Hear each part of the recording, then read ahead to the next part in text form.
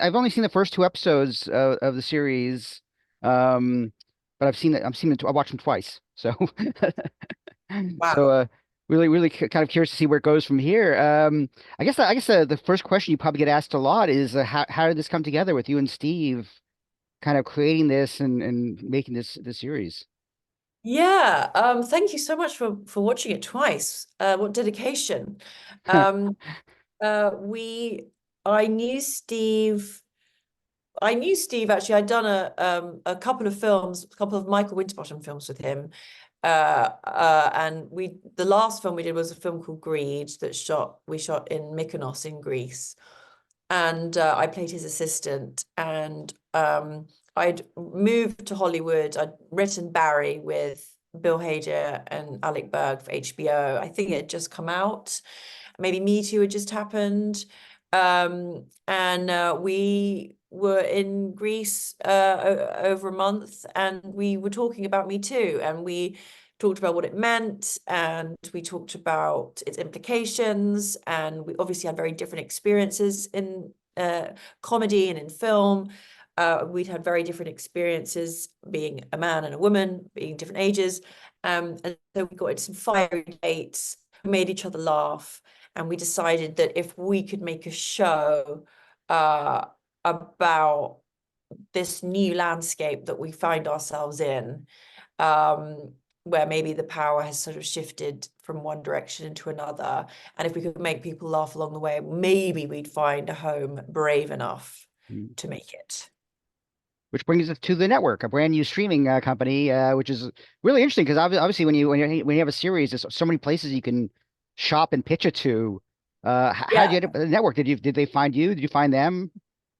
Yeah, so this is really the show that Hollywood doesn't want you to see. Uh, we tried to pitch it in the US, no interest. Luckily, Channel 4 made it with BBC Studios.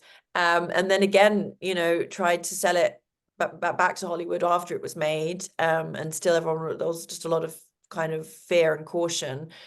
So I was thrilled when I got the call from the network saying that, not only they liked it, but that they were brave enough to actually stand by it. And I was just really impressed and grateful. Yeah, I did see Greed, and so you've kind of been promoted. You're no longer his assistant now. You're directing for him. So nice promotion. Exactly. Yeah. Yeah. Yeah. And was it Writing my always? own promotions. Oh, sorry, say again. I said I'm writing my own promotions. Nice, nice. I assume you're based in LA. You're both based in LA Yeah, now, or? yeah. I'm based in Leigh, Steve's in the UK. I'm actually in London now. I'm filming Bridget Jones 4. Oh wow. Uh, so that's why I'm here. Yeah, this is a hotel suite. This is not my house. Um, so I mean, it's right from the very beginning that the show sets it up. It's right. It's in Hollywood. It's going to be in Hollywood.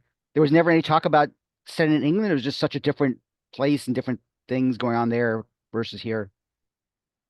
Yeah, it's interesting. I mean, the UK didn't really have a Me Too movement as such. There was obviously a collective confession of women worldwide about what had happened to them, and there were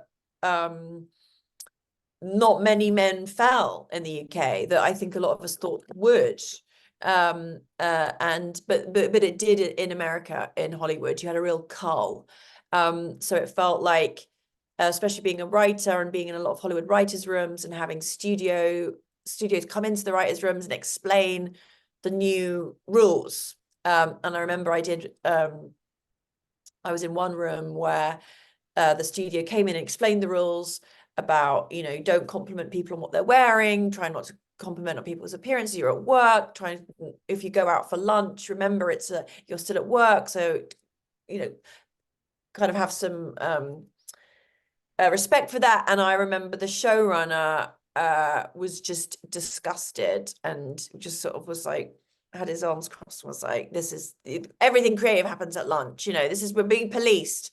And I felt really, finally, it's over, time's up. Hmm. And so it felt like Hollywood really was like the hotbed of it all, the center of it all, where really actually you couldn't you had to understand these new rules because it was just too expensive for studios to make these kind of mistakes.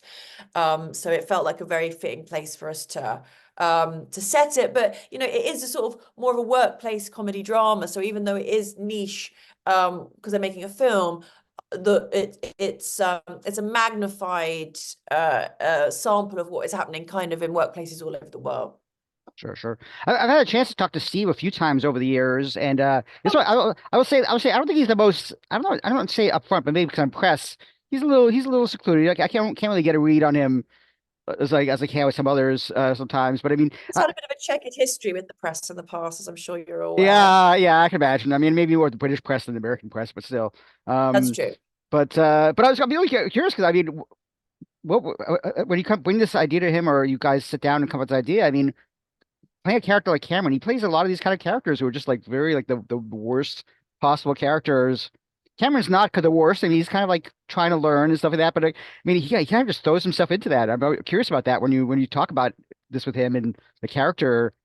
I mean, he just, I mean, Yeah, I was expecting him to like bail. I kept pushing the storylines. I said we should write this show. We should be in it together. We should call it Chivalry, and he was just really up for it. His company, Baby Cow, they always sort of support new talent, new voices. So I knew that was his ethos, but I didn't know if he could put the money where the mouth is.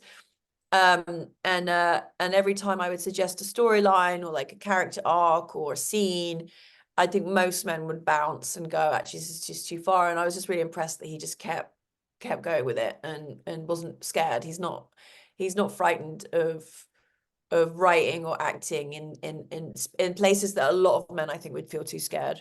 interesting, interesting. Did you guys always envision it as kind of a 6 episode limited series? It's gonna be like these 3 hours only, or was it sort of like just No, at the beginning? we have a second season in mind if anyone will be brave enough to let us do it. Oh, okay. All right. Interesting. Interesting. Okay. Because I've only seen, like I said, I've only seen 2 episodes, so I don't know where it's going to go. I mean, I'm kind of interested in where it's going to go. And the other actors you can't, I mean, Wanda Sykes is a pretty big role. You have Sienna Miller, who, I mean, she's amazing. She's an amazing actor. She seems to be doing more comedy. She's on Curb this season as well. So she seems to be kind of wanting to do more comedy. I don't know. I mean, are these people you or Steve or both know and kind of approach or? Yeah, Steve knew her.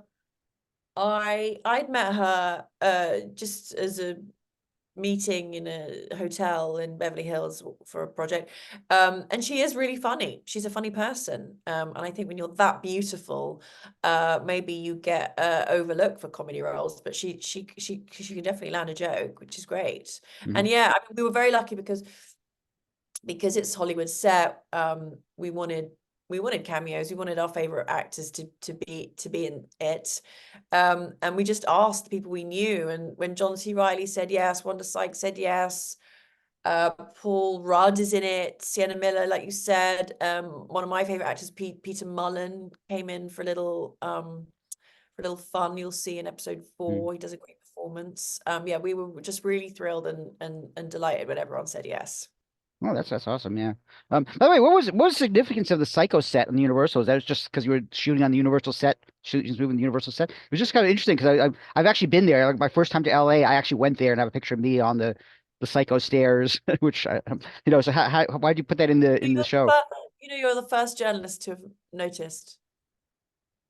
Um, it was just a really fit. I think because it is such a, it can be such a psychological, sometimes, not all the time, but I think when you're a creative and you're making a piece of work that you're really dedicated, it can sometimes be sort of a psychological warfare Hmm. on fighting not just yourself and your limits and your capacity, but the industry and the system and juggling family. I mean, there's a lot going on in there. So it was convenient and fitting that the backdrop was one of the scariest psychological thrillers of all time. Hmm. Also, I mean, you play director. Bobby's a director in this. I don't know if you directed anything yourself, but was there stuff which I mean, is that something you have aspirations to do as well, or? Yeah, so directed a sort of short for Sky about Madonna and Basquiat, which I really enjoyed. And I'm directing a feature that I've written called Mango with Andrea Riseborough and Melanie Linsky Oh, nice. to star. And hopefully we'll shoot that this year or next year. But yeah, I'm definitely, I've been lucky enough to make my own shows and create shows. And it gets to the point where you're sort of storyboarding and doing shot lists for other directors. You're just like, well, Sarah, just direct it yourself. Just do it yourself. So I'm gonna try. Oh, nice, nice. Yeah, it's really, I'm really fascinated by your career because I mean, like, there are a lot of actors, obviously, in Britain and in Hollywood, of course. But I mean, to actually write, to take up writing and be quite successful at it as well. I mean, to kind of like to do that. I mean, was that just sort of like as an actor, you just wanted to write stuff that you want to be in? It was just easier to write your own stuff, or how did that work out?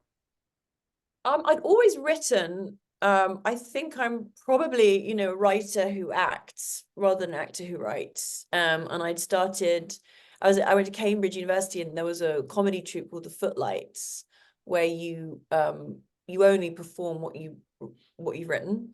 No. And sorry, there's strange noises coming from. Oh, it's a vacuum cleaner. Sorry.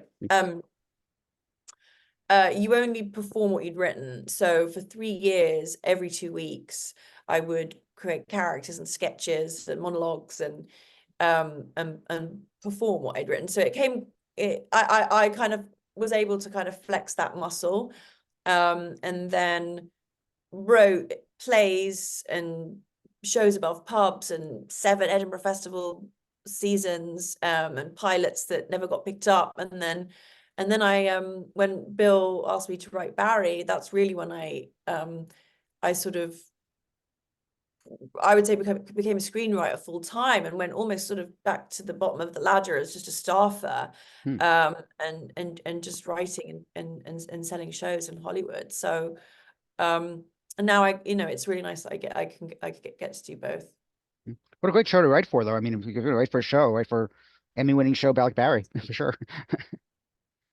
By the way, are you gonna? Do you think you're gonna act in the feature you're directing? I mean, I'm always curious about that when actors direct, whether or not they want to kind of be as part of the cast in order to help their process or not. No, I think I'm going to just direct this one. I Oh, think nice. that'll Okay. be enough. Yeah, I would love to just also Andrea and Melanie. I mean, they're so fantastic. I would just love to just see something through from beginning to end, and I can see it very clearly, how I want to do it. Nice. Now, what can you tease for the last 4 episodes of season one of Chivalry? You mentioned Peter Mullen, who's great. I love Peter Mullen. What I mean, what can you say about it without spoiling things for me or anyone Yeah, else? well, the interesting thing is people's response. I mean, people are always like, I did not think it would take that turn. Hmm. So it sort of presents itself as this comedy drama, but it takes a series of kind of crazy turns that you don't see coming, whilst hopefully still being really funny and kind of, like I said, being the show that Hollywood doesn't want you to see, and saying the stuff that no one is brave enough to say, and making jokes along the way. Nice, nice. Well, listen, I look forward to seeing the rest of the series and seeing what happens next. Hopefully, the network will renew it, and it's just such an early stages for a streamer, and you kind of forget that all these streamers start somewhere, so it's nice to get a show Right, like this. So exactly. And when the guys told me about it, I was like, they were like, there's so much on, you don't know, you have to, every time I've got 3 kids, and every time one of them wants to watch something, I'm paying 15.99 to start a new subscription, and just to have something all free and all original, it just feels like, what a clever idea. I'm so impressed by these boys.